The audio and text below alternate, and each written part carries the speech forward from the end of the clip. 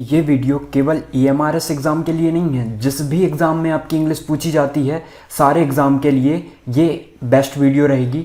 और बहुत लोगों के कमेंट आते हैं EMRS एग्ज़ाम से रिलेटेड कि इसमें तो 10 मार्क्स की जो है इंग्लिश आ रही है, और भी ऐसे एग्ज़ाम है जिसमें इंग्लिश आती है, कुछ में 20, कुछ में 10 और कुछ में 30 नंबर की। ठीक है, जैसे CTET में 30, उसमें पेडागोजी भी रहती है।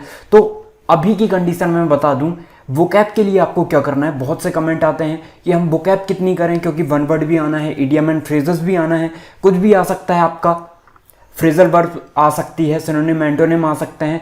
तो क्या करें इसके लिए, ब्लैंक आ सकते हैं, ब्लैंक में आपको कोई भी वर्ड आ सकता है, उसकी मीनिंग आपको पता होनी चाहिए। तो इतना सारा पोर्शन है, इसके लिए हम क्या करें, कैसे हम इसको कहाँ से कवर करें, ठीक है, और कितनी करें, ये आपके माइंड में बहुत सारे क्वेश्चन उठ रहे होंगे। सबसे पहली बात है, यदि आप EMRS एग्ज़ाम के लिए देख रहे हैं, आपने TGT PGT किसी का भी फॉर्म भर रखा है एकलव्य स्कूल के लिए, तो ये बेस्ट प्लेटफॉर्म है आपके लिए, क्योंकि यहाँ पे जो है पेडागोजी कंप्लीट करवा दी गई है। Pedagogical concern, communication, interaction, inclusive education, सारा का सारा टॉपिक आपका जो सिलेबस के अकॉर्डिंग है वो आपका कंप्लीट करवा दिया गया है। और इसके साथ हम अभी प्रैक्टिस कर रहे हैं क्वेश्चंस की। इसके बाद हम NEP देखेंगे, जो भी पोर्शन आपका इंपॉर्टेंट बन सकता है हम वो देखेंगे। साथ ही साथ आपका जो है हिंदी, इंग्लिश जो है, मैथ्स, रीजनिंग, इनके मॉक टेस्ट भी साथ में डिस्कस कर रहे हैं। एक प्रॉपर टीम के साथ हम एकलव्य स्कूल की प्रिपरेशन करवा रहे हैं। तो आपको ये वीडियो बहुत ज़्यादा हेल्पफुल रहेंगी, यदि आप देखना चाहें तो देख सकते हैं। अब हम देखते हैं वोकैब की। ठीक है, वोकैब का पोर्शन आपको पता है बहुत वास्ट पोर्शन है। हाँ, एक और बात, यदि आपको स्ट्रेटजी देखनी है, हर सब्जेक्ट की स्ट्रेटजी देखनी है, या फिर आपको ना इससे रिलेटेड PDF चाहिए होगी, तो आपको जो है सर्च करना है यूट्यूब पे लॉजिकल डोज। तो वहाँ पे आपको चैनल खुल जाएगा, वहाँ पे आपको सारी की सारी PDF, जैसे कि पेडागोजिकल कंसर्न हो गया, हमारा कम्युनिकेशन हो गया, मतलब टीचिंग एप्टीट्यूड जो है ना, उसकी सारी PDF आपको वहाँ पे मिल जाएगी। फिर आपके चाहे किसी बुक से रिलेटेड हो, क्योंकि NCERT पढ़ना है आपको, तो NCERT से रिलेटेड जो भी बुक बनती है किसी भी सब्जेक्ट की, वो सारी की सारी जो है आपको वहाँ पे मिल जाएगी। तो लॉजिकल डोज आपको सर्च करना है, वहाँ पे आप देख सकते हैं। चैनल को सब्सक्राइब भी कर लेना, क्योंकि ऐसे रिलेटेड वीडियो आपको मिलती रहेगी वहाँ पे। ठीक है, स्ट्रेटजी से रिलेटेड। अब हम देखते हैं कि वोकैब जो है बहुत वास्ट पोर्शन है, आपको पता है। चाहे हम इडियम फ्रेजेस ले लें, क्योंकि वोकैब जितनी करोगे उतनी कम है किसी भी एग्जाम से रिलेटेड। लेकिन जब आपको पता है कि 10 मार्क्स की आपकी सिर्फ जो है आपकी क्या इंग्लिश आने वाली है, तो इसमें ऐसा नहीं, ग्रामर का भी पोर्शन रहेगा, वोकैब का भी पोर्शन रहेगा। तो सिर्फ ऐसा नहीं रहेगा कि वोकैब आएगी, तो वोकैब आपको क्या करना है, कम से कम करना पड़ेगा ना, क्योंकि बहुत ज़्यादा याद करोगे तो एग्जाम टाइम में भी याद रहनी चाहिए। आपके अदर सब्जेक्ट भी हैं, तो मैंने सिलेक्टेड वोकैब जो कि हर एग्जाम में पूछी जाती है या फिर पूछी गई है, बहुत से टीचिंग एग्जाम की से बात करें हम, एक प्रॉपर बुक से मैंने ये कलेक्ट की है, 2-3 बुक से कलेक्ट की है। तो आपको ना बस ये कर लेना है। अब मैं ये नहीं कह रहा हूं कि इसको कर लोगे तो आपकी पूरी वोकैब कंप्लीट हो जाएगी, क्योंकि वोकैब जो है वास्ट पोर्शन है। मान के चलिए आप इतनी वोकैब करते हो, यदि 3 वोकैब आती है तो 2 यहां से मिल जाएंगी। इतना प्रॉपर मैं आपको कंटेंट दे रहा हूं, ठीक है। और ये कॉमन वर्ड है जो बार बार रिपीट होते हैं ना, वो कॉमन वर्ड जो है हर एग्जाम में रिपीट होते हैं। और कुछ ऐसी वोकैब होती है ना जो हमारे डेली यूज में होती है, और डेली यूज से रिलेटेड ही वोकैब आपकी ज्यादा पूछी जाती है। और टीचिंग एग्जाम में ऐसा नहीं है कि बहुत ज्यादा हार्ड आपसे वोकैब पूछी जाएगी, क्योंकि वो आपसे वोकैब रिलेटेड नहीं, आपसे टीचिंग एप्टीट्यूड देखिए, इसलिए उन्होंने इंग्लिश कितनी कम से कम मार्क्स की रखा है। हिंदी आपसे चेक क्या करवाना चाहते हैं, वो आपसे सब्जेक्ट कंसर्न चेक करवाना चाहते हैं, उसको सबसे ज्यादा नंबर का रखा है। तो चेक करवाने का मतलब ये है, वोकैब आपसे चेक नहीं करवाना है उनको। अब जैसे बैंकिंग का एग्जाम हुआ, SSC का एग्जाम हुआ, कैट के एग्जाम हुए, तो यहाँ पे आपका मेन रोल किसका होता है, वोकैब का होता है। SSC में आप देखोगे 70% वोकैब आती है, तो बस वहां पे जो है वोकैब का मेन वेटेज है। लेकिन यहाँ पे वोकैब का उतना वेटेज नहीं है।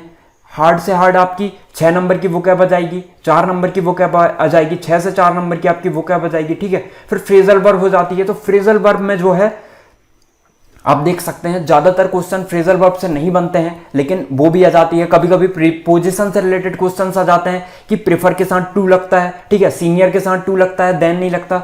कभी भी एरर में ऐसा क्वेश्चन आ जाएगा कि सीनियर के साथ देन लगा के आ जाएगा, तो वो आपका गलत होगा। प्रेफर के साथ देन लगा के आ जाएगा या और कोई प्रीपोजिशन यूज कर लेगा तो वहां पे उनके साथ टू लगती है। तो ये चीज आपको ध्यान रखना पड़ेगा, ठीक है। तो इससे रिलेटेड भी मैं आपको बताऊंगा कि आपको ग्रामर कितनी करनी है, ठीक है। ग्रामर कितनी करनी है तो ये आप लॉजिकल डोज में जाके देख सकते हैं, वहां पे मिल जाएगी आपको 1-2 दिन में। तो अभी आपके लिए हम वोकैब देख रहे हैं, इसलिए हम वोकैब की बात करेंगे। ग्रामर के लिए मैं अलग से वीडियो बनाऊंगा, तो वहां पे आपको कितनी वोकैब करना है, कितनी ग्रामर करना है, कहाँ से करना है, कैसे करना है, क्योंकि आपके पास टाइम कम है, सब्जेक्ट बहुत ज़्यादा है। टाइम कम की बात करें तो अभी एग्जाम की डेट तो नहीं आई है, लेकिन फिर भी आपको अदर सब्जेक्ट पे भी ध्यान देना है ना। 10 नंबर के लिए आप पूरा टाइम थोड़ी ना दे दोगे। तो अब हम देखते हैं कि वोकैब कितनी करनी है, ठीक है। इसलिए हमें कम से कम चीज़ें करनी है और ऐसी चीज़ें करनी है जो कम से कम 90% वहाँ से आ जाए, ठीक है। और देखिए, हार्ड आएगी तो सबके लिए आएगी, इजी आएगी तो सबके लिए आएगी, डरना नहीं है। हर चीज़ जो है आपके डिपेंड करती है कि आपने पढ़ा कितना है। अब वोकैब की बात करें हम तो कॉमन वर्ड जो होते हैं ना वहीं बार बार रिपीट होते हैं और इसमें ज़्यादा हार्ड नहीं पूछा जाएगा, जो कॉमन वर्ड हैं वहीं पूछे जाएंगे। अब हम देखते हैं वन वर्ड, आपके कौन कौन सी वोकैब की मेन पोर्शन देखें हम तो वन वर्ड्स आते हैं, ठीक है। वन वर्ड सब्स्टिट्यूशन जिसे हम कहते हैं, एक लाइन रहेगी आपके पास और उससे रिलेटेड आपके 4 ऑप्शन रहेंगे, तो उसमें से आपको टिक करना है राइट, ठीक है। ये हो गया। इडियम एंड फ्रेजेस समझते हो, तो इडियम एंड फ्रेजेस आएंगे आपके। एक हमेशा आपका देखिए, जो मैंने एनालिसिस किया है केबीएस का, जो मैंने एक वीडियो भी डाली है, तो आप वहां जाके सर्च कर सकते हो यूट्यूब में। तो केबीएस को मैंने पूरा एनालिसिस करके बताया था कि उसमें कभी कभी इडियम एंड फ्रेजेस लगातार नहीं पूछी जाती, कभी कभी ऐसा कंडीशन बन जाती है कि एक इडियम एंड फ्रेजेस आ जाती है, लेकिन वन वर्ड आपका आता ही है, सिनोनिम आपके आते ही हैं, ठीक है। और आपको क्या करना है पता है, इडियम एंड फ्रेजेस मैं जितनी बता रहा हूँ आपको उतनी करना है, वन वर्ड जितनी बता रहा हूँ आपको पहले उतना कर लेना है। ऐसा नहीं कि इतना सफिशियंट है, पहले इतना कर लो, उसके बाद इसके बाद देखिए मैंने चरणों में बांट रखा है। जैसे फर्स्ट फ्रेज में इतने जो है ये सबसे ज़्यादा इंपॉर्टेंट है, इसको तो करना ही है, लेकिन इसके अलावा यदि ये कंप्लीट हो जाता है ना तो इसके बाद जो सेकंड पोजीशन में आते हैं जो वर्ड उनको करना है, ठीक है। तो इस तरीके से मैंने बांट रखा है। तो सबसे पहले इनको करना है जो मैं आपको सेंड कर रहा हूं। तो पहले वन वर्ड कर लीजिएगा आप, फिर अब ऐसा नहीं कि पहले वन वर्ड कर लोगे फिर इडियम एंड फ्रेजेस करोगे फिर सिनोनिम एंटोनिम करोगे, ऐसा नहीं करना है आपको। क्योंकि यदि आप ऐसे चलोगे ना तो क्या होगा, एक टाइम ऐसा आएगा कि सिर्फ आप वन वर्ड ही कर पाओगे और आपका एग्जाम नजदीक आ जाएगा। तो आपको क्या करना है, आपने बांट दिए कि 10 पहले इडियम वन वर्ड्स कर लिए, डेली का एक रूटीन बना लो कि 10 हमें डेली वन वर्ड करना है अपने एफिशिएंसी के, अपनी क्षमता के अनुसार। मान के चलो कोई 20 कर सकता है, कोई 30 कर सकता है, तो अपने हिसाब से जितना कर सको आप, ठीक है। तो ये करना है आपको। उसके बाद इडियम एंड फ्रेजेस, आपने इडियम एंड फ्रेजेस 20 कर सकते हो, यदि इसे 10 कर रहे हो। इडियम फ्रेजेस इजी होती है, रिलेट कर पाते हो आसानी से। और जो हिंदी मीडियम में है ना उसके लिए मैंने जो भी हार्ड वर्ड है उनको भी हिंदी में लिख रखा है, ठीक है। तो आपको वहां से प्रॉब्लम नहीं जाएगी। अब कोई आप अलग से बुक उठाओगे तो वहां से आपको जो भी चीजें हिंदी में समझ में नहीं आती उसको हिंदी में आपको देख के लिखना पड़ेगा, तो वो चीज भी नहीं रहेगी इसमें। तो आप वो चीजें कर सकते हो। अब बात करते हैं हम सिनोनिम एंटोनिम की। तो आपको सिर्फ सिनोनिम्स करना है, एंटोनिम्स नहीं करना है आपको। क्यों? क्योंकि देखिए सिनोनिम्स यदि आप कर लेते हो तो एंटोनिम आपके ऑटोमेटिक कवर हो जाएंगे। तो आपको सिनोनिम करना है, कितने करना है ये मैं आपको बताऊंगा, और सिर्फ आपको वहीं करना है। एंटोनिम करोगे ना तो कंफ्यूजन बढ़ेगा आपका। तो आप ऐसा कर सकते हो कि वन वर्ड यदि आप 10 कर रहे हो, इडियम एंड फ्रेजेस आपने 20 कर लिया, सिनोनिम आप 10 कर सकते हो। मान के चलिए ऐसा इस टाइप से भी करेंगे हम। सिनोनिम में आपको बता दूंगा, जैसे कोई वर्ड हो गया उसके 4-5 सिनोनिम कर लिया, आप इस टाइप से कर सकते हो। या वर्ड हो गया और उसका सिनोनिम कर लिया आपने। तो आप जिस भी तरीके से चाहते हो तो आप कमेंट सेक्शन में बता सकते हो, ठीक है। तो सिनोनिम करना है आपको, एंटोनिम नहीं करना है। सिनोनिम करोगे एंटोनिम ऑटोमेटिक कवर हो जाएगा। तो इस तरीके से करना है। अब देखते हैं तो वन वर्ड कौन कौन से हैं आपके। लगभग ये 400 करीब आपके वर्ड हैं। तो इनको आपको पहले देखना है। जो भी चीज़ें आपको समझ में नहीं आएगी वो मैंने हिंदी में रिलेट करके बता दी है उसका अर्थ। तो आप अपनी क्षमता के अकॉर्डिंग जितने आपसे हो सके एक आप डेली रूटीन बना सकते हो या टाइम बना सकते हो कि मुझे इतने टाइम करना है। तो इस तरीके से आप चीज़ें कवर कर सकते हो, ठीक है। अब बात करते हैं हम आपकी इडियम। हाँ, ये जो इंपॉर्टेंट वर्ड है ना एसएससी में पूछे जाते हैं जी 14 बार रिपीट हो चुके हैं, तो ऐसे वर्ड भी मैंने शामिल किया है जो 14 बार आ सकते हैं, वो तो बहुत इंपॉर्टेंट होंगे ना। तो इस तरीके से आपको देखना है, ठीक है। और जो कॉमन वर्ड हैं जो आपकी डेली लाइफ में यूज होते हैं, वही वर्ड यहाँ पे मैंने इंक्लूड किया है उनको। तो पहले आप ये चीजें कर लीजिए, उसके बाद जब ये कंप्लीट हो जाता है तो मैं आपको बाकी की पीडीएफ जो है सेंड कर दूंगा, टेलीग्राम में अपलोड कर दूंगा। अब इडियम एंड फ्रेजेस की बात करें तो ये जो है आपको कम से कम इडियम एंड फ्रेजेस बहुत कम है जो कॉमन पूछी जाती हैं हर एग्जाम में, वहीं मैंने आपको यहाँ पे सेंड कर रहा हूँ। तो ये चीज़ है, आप यहाँ से देख सकते हो। इडियम एंड फ्रेजेस आपको लगभग मुझे लगता है 300 समथिंग होंगी, तो ये देखना है आपको। उसके बाद सिनोनिम एंटोनिम के लिए ज़्यादा बेटर आपके लिए ये रहेगा कि आप सिनोनिम एंटोनिम कैसा करें। सिनोनिम के लिए आप एक वर्ड रहे और उससे रिलेटेड आप 4-5 सिनोनिम कर लें, तो ये ज़्यादा बेटर रहेगा, ना कि एक वर्ड फिर उसका सिनोनिम फिर दूसरा वर्ड उसका सिनोनिम।